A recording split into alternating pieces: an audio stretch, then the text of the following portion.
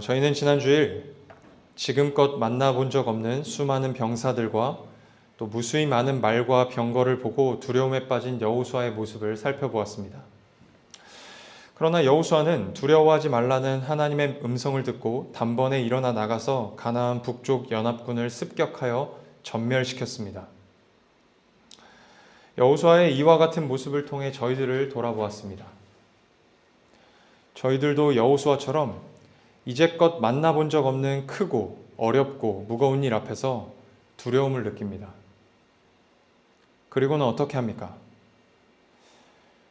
나에게도 저렇게 많은 군대가 있다면, 나에게도 저렇게 많은 말과 병거가 있다면 이런 일은 극복할 수 있을 텐데 라고 생각합니다. 그러나 하나님께서는 말 뒷발의 힘줄을 끊고 그들의 병거를 불사르라고 명령하십니다. 행여라도 그것에 의지하여 살 생각은 하지 말라고 하신 것입니다. 우리가 의지하려고 하는 것들이 당장 그 문제에 관해서만큼은 해결책이 될지 모릅니다. 그러나 지금 만난 문제보다 더 크고 더 어렵고 더 무거운 문제를 만나면 그 해결책은 소용없는 것이 됩니다. 신자는 모든 문제보다 크신 하나님만을 의지해야 합니다. 모든 문제보다 크신 하나님만을 바라보아야 합니다. 힘들어서 머리를 싸매고 누워 계십니까? 하나님의 품에 먼저 눕기를 갈망하십시오. 힘들어서 누구를 좀 만나야겠습니까? 하나님을 먼저 만나십시오. 힘들어서 어디 여행을 좀 다녀와야겠습니까? 하나님을 먼저 찾아 떠나십시오. 힘들어서 뭘 좀 사서 스스로 위로를 해야겠습니까? 값을 지불하지 않아도 구하는 자에게 얼마든지 주시는 하나님의 은혜를 먼저 구하십시오. 시편 42편 5절에서 기자는 낙심해 있는 자신의 영혼에 이렇게 선포합니다. 내 영혼아, 내가 어찌하여 낙심하며 어찌하여 내 속에서 불안해하는가? 너는 하나님께 소망을 두라. 그가 나타나 도우심으로 말미암아 내가 여전히 찬송하리로다. 아멘. 크고 어렵고 무거운 문제를 만나 낙심되고 두려울 때 여호수아처럼 또 시편 기자처럼 하나님 의지하기를 갈망하는 저희 모두가 될 수 있기를 주님의 이름으로 축복합니다. 이상하게 오늘따라 마이크가 더 들어왔다 나갔다 하는 것 같아요. 제가 토요일 저녁마다 이 모든 장비들이 잘 작동될 수 있도록 기도하는데 그렇게 기도하면 더 안 돼요. 하나님을 알 수가 없습니다. 이제 오늘 본문은 두려워하지 말라는 하나님의 음성을 듣고 여호수아와 이스라엘 군대가 가나안 북쪽 연합군을 습격하여 전멸시키고 가나안 정복 전쟁을 마치는 장면입니다. 드디어 여호수아서의 전반부가 끝이 나는 거예요. 오늘 본문을 보면은 반복되는 표현이 있습니다. 먼저 9절을 한번 다시 읽어보겠습니다. 오늘 본문 9절입니다.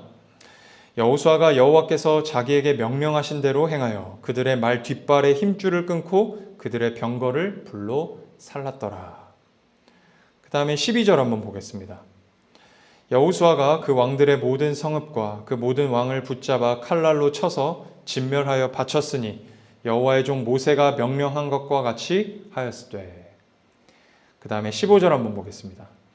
여호와께서 그의 종 모세에게 명령하신 것을 모세는 여호수아에게 명령하였고 여호수아는 그대로 행하여 여호와께서 모세에게 명하신 모든 것을 하나도 행하지 아니한 것이 없었더라. 아멘. 마지막으로 23절 읽겠습니다. 이와 같이 여호수아가 여호와께서 모세에게 말씀하신 대로 그 온 땅을 점령하여 이스라엘 지파의 구분에 따라 기업으로 주매 그 땅에 전쟁이 그쳤더라. 아멘. 자, 지금 읽은 말씀들 가운데 어떤 표현이 반복되고 있죠? 여호수아가 하나님께서 명령하신 대로 행했다, 순종했다라는 표현이 계속 반복되고 있어요. 그런데 그냥 명령이 아니에요. 그냥 명령이 아니고 구체적으로 모세에게 명령하신 것, 모세에게 말씀하신 것을 여호수아가 순종했다라고 여호수아서 기자가 기록하고 있습니다. 마지막 23절만 다시 보면 이렇게 기록되어 있어요. 여호수아가 여호와께서 모세에게 말씀하신 대로 그 온 땅을 점령하여 이스라엘 지파의 구분에 따라 기업으로 주매 그 땅에 전쟁이 그쳤더라. 아멘. 자, 하나님께서 모세에게 명령하신 것을 모세는 여호수아에게 다시 명령하였고 여호수아는 그 명령에 순종하여 가나안 땅을 마침내 정복하였어요. 그리고 그 정복한 땅을 이스라엘 백성들에게 나누어 주면서 분배하면서 마침내 전쟁이 끝났습니다. 이 전쟁이 끝났다는 말은 그 땅에 평화가 임했다는 거예요. 물론 몇 주 전에 말씀드렸던 것처럼 지금 찾아온 이 평화는 온전한 평화는 아니에요. 이스라엘은 곧 대적들의 공격을 받게 될 것입니다. 참된 여호수아이신 예수님께서도 하나님께서 모세에게 명령하신 율법에 온전히 순종하셨습니다. 정복한 땅을 여호수아가 이스라엘 백성들에게 나누어 준 것처럼 참된 여호수아이신 예수님께서도 율법에 온전히 순종하심으로 얻으신 의와 공로를 죄인들에게, 우리들에게 나누어 주셨습니다.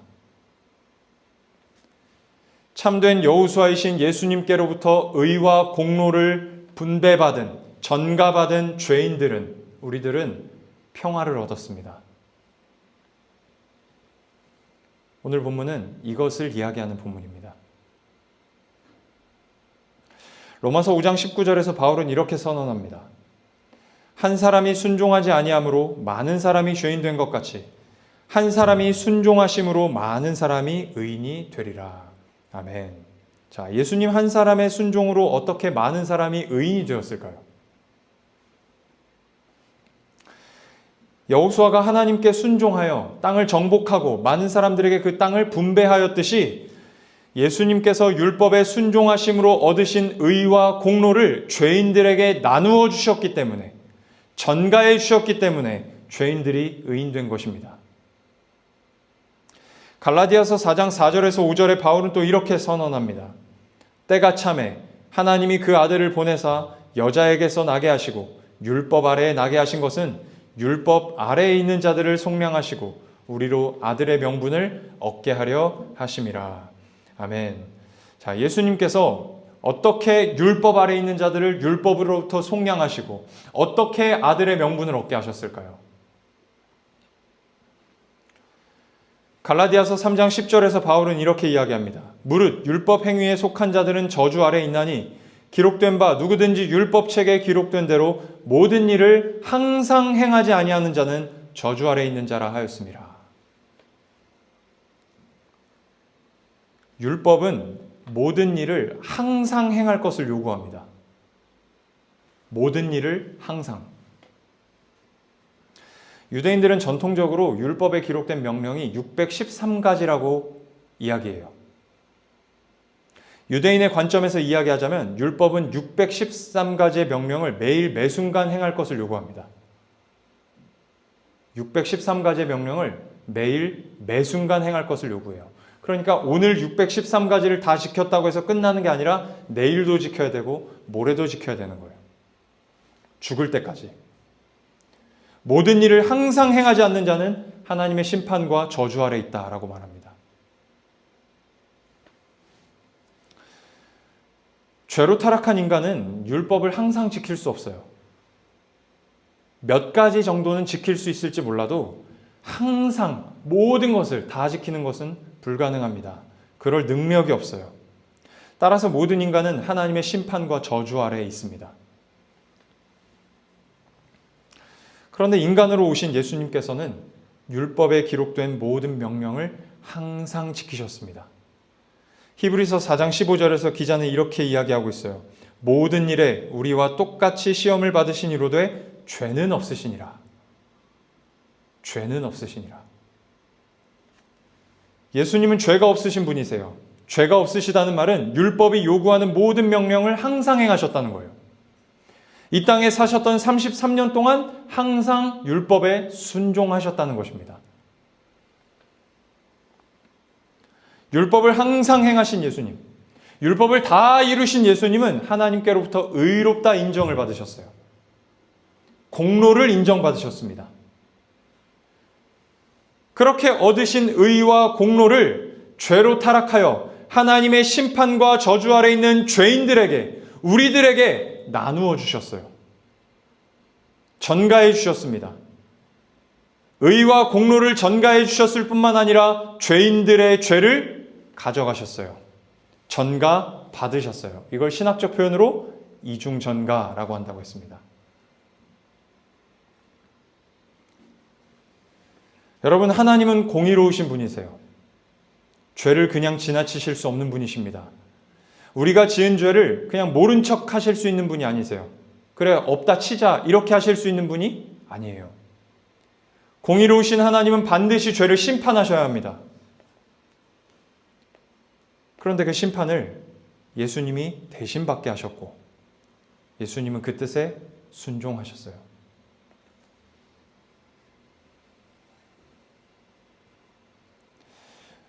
예수님께서 율법에 온전히 순종하심으로 얻으신 의와 공로를 전가받고 자신의 죄를 예수님께 전가한 죄인은 더 이상 죄인이 아닙니다. 의인입니다. 하나님의 자녀가 되는 권세를 얻었어요. 율법의 저주에서 속량되었습니다. 해방되었습니다. 로마서 3장 20절에서 바울은 이렇게 말합니다. 그러므로 율법의 행위로 그의 앞에 의롭다 하심을 얻을 육체가 없나니 율법으로는 죄를 깨달음이니라. 율법은 죄를 깨닫게 하는 기능을 한다고 바울이 말해요. 다른 곳에서는 율법이 있기 때문에 죄를 죄로 여길 수 있는 것이라고 말합니다. 요즘 길을 다니다 보면 이 바닥에 도토리가 많이 떨어져 있는 걸 볼 수 있어요. 지안이 학교 근처에 가면 도토리가 진짜 많이 떨어져 있어요. 그런데 도토리 채취는 불법이에요. 여러분, 제가 도토리 채취가 불법이라는 걸 어떻게 알았을까요? 무슨 법 사전을 찾아봤을까요? 도토리 채취는 불법이라는 플랜카드를 봤기 때문이에요. 도토리가 많이 떨어져 있는 곳에는 항상 어김없이 도토리 채취는 불법입니다, 절도입니다 라는 플랜카드가 붙어 있어요. 누가 붙여놨을까요? 은하 같은 공무원들이 붙여놨죠.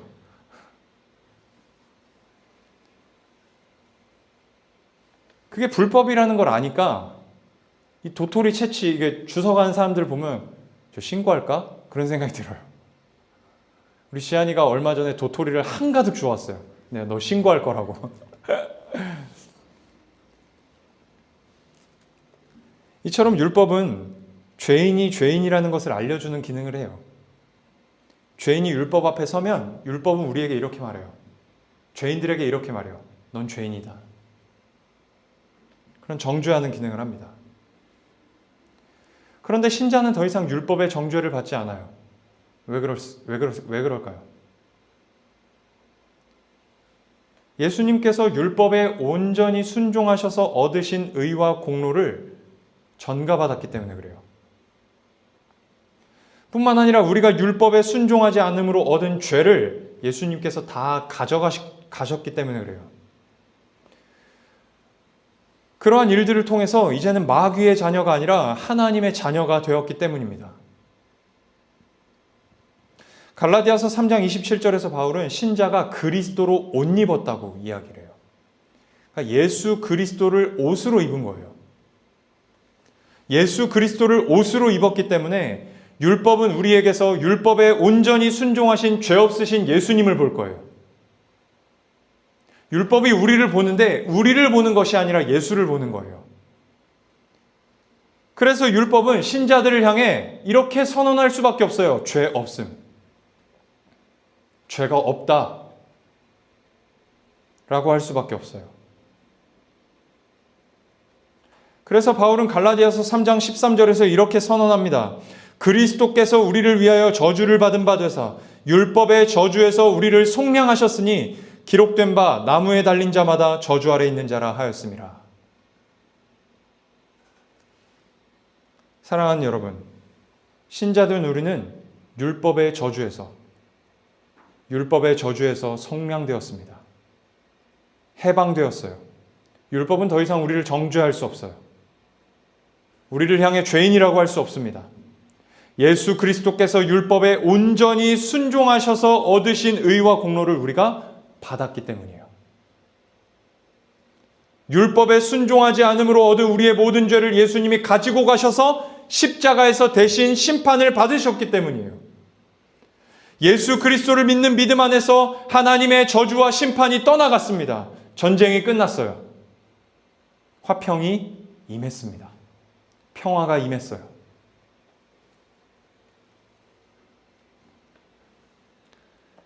그렇다고 해서 율법을 지키지 않아도 된다는 이야기가 아닙니다. 마태복음 5장 17절에서 예수님은 이렇게 말씀하셨어요.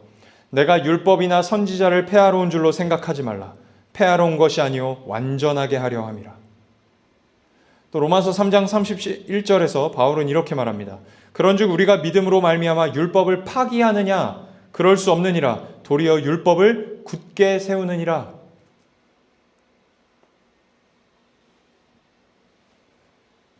원래 율법은 우리를 정죄하기 위한 목적으로 주신 것이 아니에요. 율법에는 하나님의 성품과 마음이 담겨 있다고 말씀드렸습니다. 그래서 하나님 나라의 백성들이 그것을 따라 살게 하기 위해 주신 거예요. 예를 들어 이 살인하지 말라라는 계명은 살인이 악하다는 것을 먼저 말하기 이전에 하나님이 생명을 소중하게 여기시는 분이라는 걸 이야기하는 거예요. 그래서 그 하나님의 성품과 마음을 따라 하나님의 백성들도 생명을 소중히 여기며 살아가야 한다는 걸 가르쳐 주는 거예요.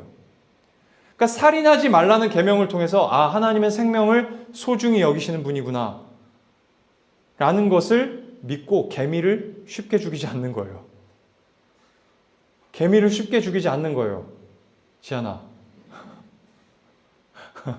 개미가 지나가는 거 보면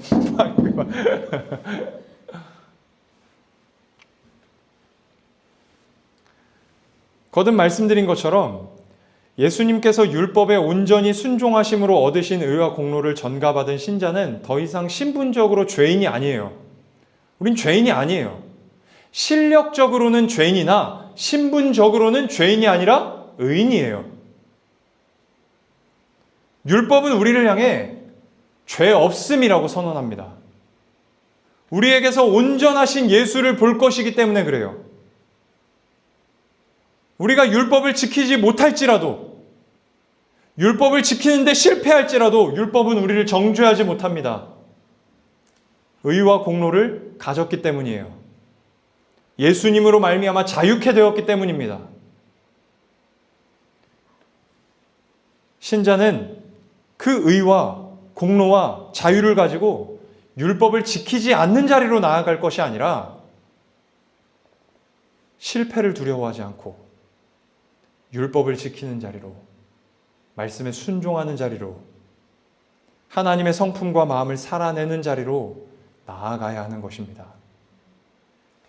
그것이 율법을 완전하게 하기 위해 오셨다는 예수님의 뜻이며 복음이 오히려 율법을 더 굳게 세운다는 바울의 이야기의 뜻입니다.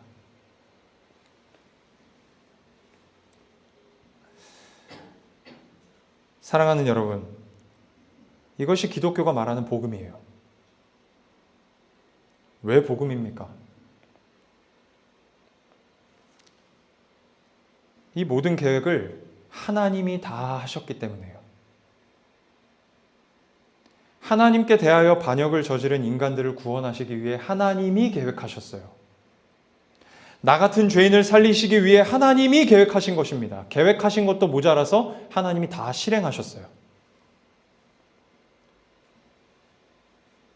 우리는 요구한 적도 없습니다. 심지어 원한 적도 없어요. 주님의 의와 공로를 내게 주시고 내 죄는 가져가시옵소서 한 적 있나요?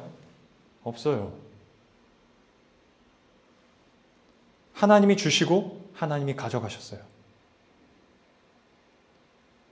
우리를 향하신 그 큰 사랑으로 그렇게 하신 것입니다. 그래서 기독교를 복된 소식, 기쁜 소식이라고 하는 것입니다.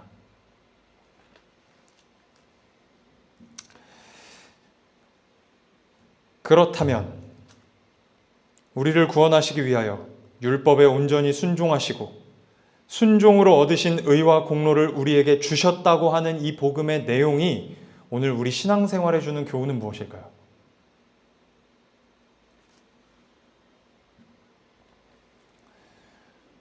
우리의 행위를 통해 의롭게 되는 것이 아니라 오직 예수 그리스도를 믿는 믿음 안에서 이미 의롭게 됐다는 사실을 믿으며 우리의 행위를 바라보는 것을 멈추고 오직 예수 그리스도만 바라보아야 한다는 것입니다.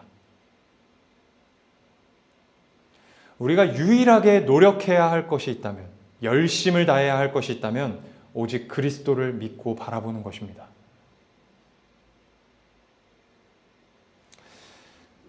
오늘 저희가 갈라디아서를 인용을 많이 했는데요. 이 갈라디아서는요, 갈라디아 교회 안에 다른 복음을 전하는 거짓 교사들 때문에 기록된 바울의 편지예요. 이 유대주의자라고 불리는 거짓 교사들은요, 자신들이 전하는 복음을 가리켜서 새 복음 혹은 다른 복음이라고 하면서 성도들을 현혹했어요. 바울이 갈라디아 교회 성도들에게 가르친 복음은 오직 믿음으로 말미암아 의롭다함 받는다는 거였어요. 그런데 이 유대주의자들은 어떻게 가르쳤냐면 오직 믿음으로 말미암아 구원받을 수 없다. 구원은 믿음으로 말미암아 받지만 그 이후에 할례를 행하고 율법을 지켜야 온전한 구원에 이를 수 있다라고 가르쳤어요.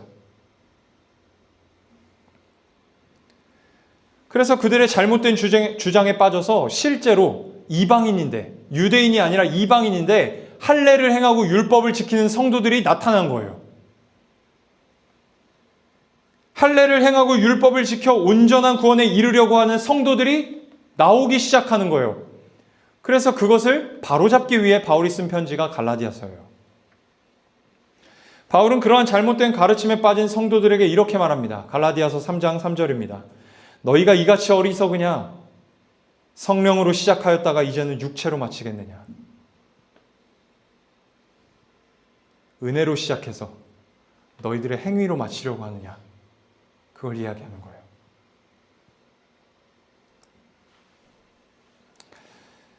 사랑하는 여러분, 저희들도 마찬가지 아닙니까? 오직 믿음으로 말미암아 예수 그리스도의 의와 공로 때문에 이미 의롭게 됐다는 사실을 믿지 못하고 더 이상 의로워질 것이 없을 정도로 의로워졌음에도 불구하고 그 사실을 믿지 못하고 할례를 행하고 율법을 지켜 온전한 구원에 이르려고 하는 것처럼 신앙생활을 합니다. 오늘 나의 순종과 오늘 나의 거룩한 행실을 통해 더 의롭게 될 수 있는 것처럼 생각하며 살아가요. 우리 자신을 한번 들여다보십시오. 우리는 오직 예수 그리스도 안에서 하나님이 나를 사랑하신다고 고백합니다. 그런데 우리는 나의 순종이 나를 향한 하나님의 사랑을 더 크게 할 수 있는 것처럼 믿으며 살아가요. 이미 사랑하신다는데 더 사랑받으려고 애를 써요. 반대로 나의 불순종이, 나의 믿음 없음이 하나님의 사랑을 작게 만들 수 있는 것처럼 생각해요.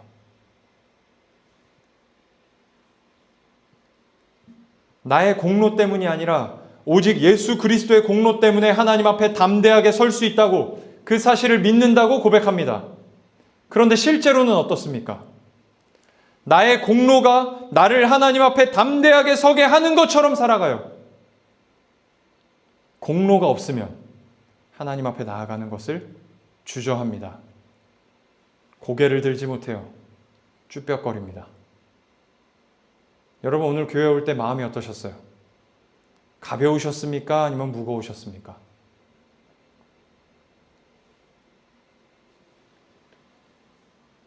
여러분, 이런 모습이 무엇을 말해주는 것입니까? 복음을 믿는다고 말하지만 진짜로는 믿지 못하는 거예요. 여전히 율법적인 본성에 사로잡혀 있는 것입니다. 사랑하는 여러분, 신자는 복음으로 삶을 통제해야 합니다. 복음의 내용으로 우리의 고집을 꺾어야 합니다.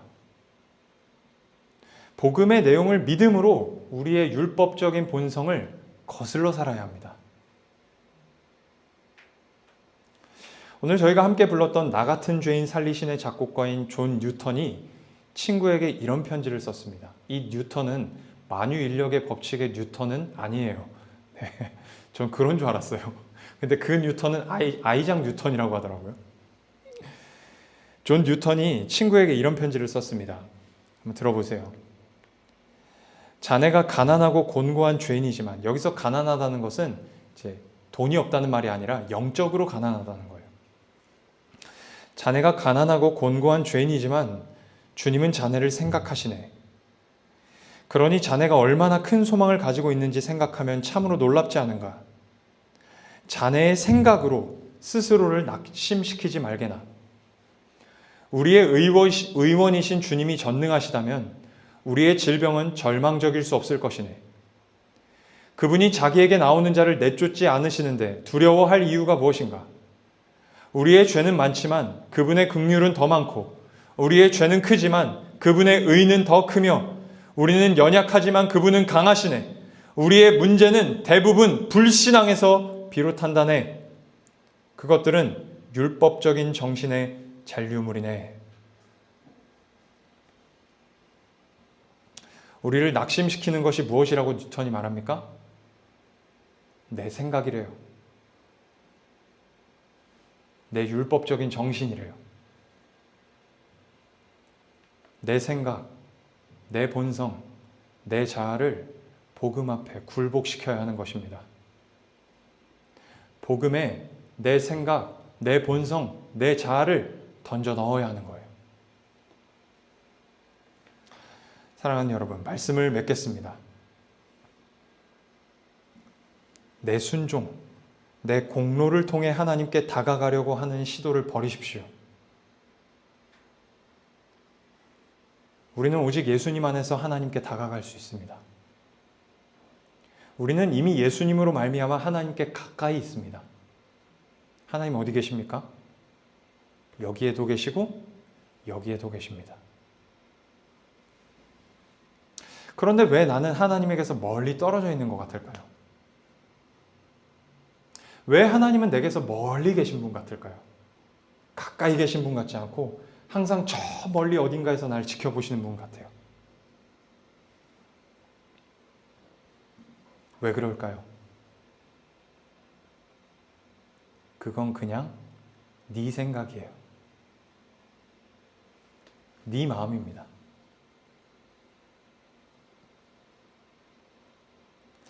예수님은 율법에 온전히 순종하여 얻으신 의와 공로를 우리에게 주셨습니다. 예수 그리스도의 의를 통해 우리는 의롭게 되었어요. 하나님의 자녀가 되었습니다. 여기에 더할 것도 없고 이것을 빼앗을 수 있는 것이 없어요. 복음으로 율법주의적인 내 생각을 사로잡으십시오. 복음으로 율법주의적인 내 본성을 굴복시키십시오. 잘 안 돼요. 잘 안 돼요.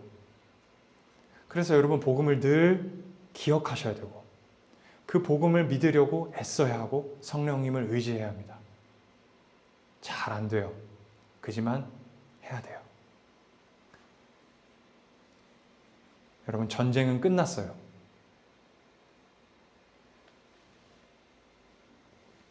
우리는 이미 화평을 얻었습니다. 바울은 로마서 4장 1절에서 그 화평을 누리라고 이야기합니다.